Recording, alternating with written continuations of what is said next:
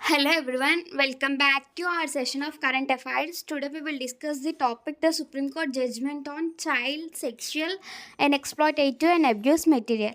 Let us discuss why it is in news. అసలు supreme court versus Madras high court ఏం జరిగింది, supreme court అసలు ఏం జడ్జ్మెంట్ ఇచ్చిందో మనం డిస్కస్ చేద్దాం. ఫస్ట్ ఇదంతా డిస్కస్ చేయాలంటే మనకు తెలియాల్సింది ఇన్ఫర్మేషన్ టెక్నాలజీ యాక్ట్ గురించి అండ్ పోక్సో యాక్ట్ గురించి.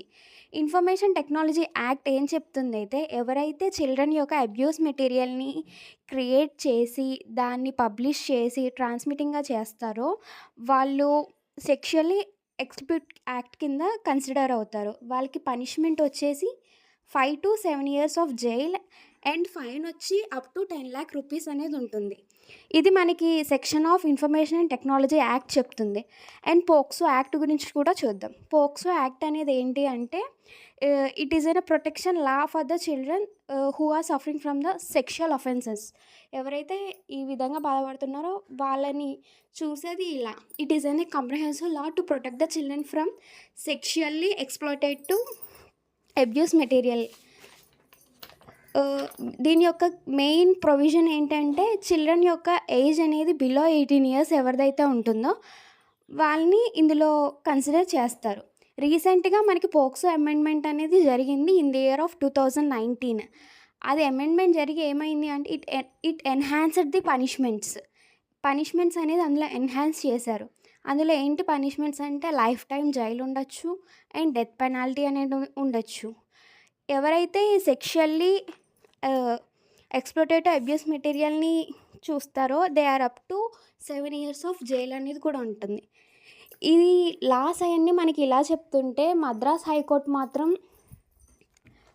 ఎవరైనా చూసినా సరే అబ్యూస్ మెటీరియల్ని డౌన్లోడ్ చేసుకున్నా సరే does not fall any offence అని మనకి మద్రాస్ హైకోర్టు చెప్పింది. It is considering POCSO act and IT act కూడా చెప్పింది. ఇలా ఎలా ఉంటుంది అని దీన్ని సుప్రీంకోర్టు కొట్టేసేసి మనకి న్యూగా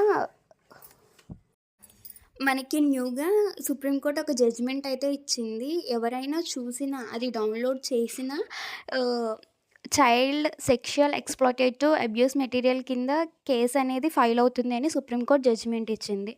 అలాగే మనకి రీసెంట్గా సుప్రీంకోర్టు కొన్ని రికమెండేషన్స్ అయితే పంపించింది ఫర్ సెంటర్ కొన్ని మార్చమని. Amend of the POCSO act, ఈ టర్మ్ అనేది వాడద్దు అని సుప్రీంకోర్టు అయితే జడ్జ్మెంట్ ఇచ్చింది. ఆ టర్మ్ వచ్చేసి చైల్డ్ ప్రోనోగ్రఫీ అనే టర్మ్ తీసేసి child sexual exploitative and abuse material వర్డ్ని వాడమని చెప్పింది. అలాగే ఎవరైతే విక్టిమ్స్ ఉంటారో వాళ్ళకి హీల్ అవ్వడానికి, మళ్ళీ రీఇంటిగ్రేటెడ్ ఇంటూ సొసైటీలోకి రావడానికి సైకలాజికల్ కౌన్సిలింగ్స్ని అండ్ ఎడ్యుకేషనల్ సపోర్ట్ని ఇవ్వమని కోరింది.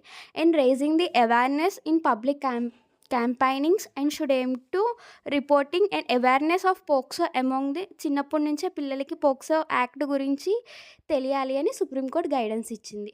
ఓకే అండి, thank you for watching my videos. మీకు ఈ వీడియోస్ కానీ నచ్చినట్టయితే please like, share and comment and subscribe to my channel. Thank you.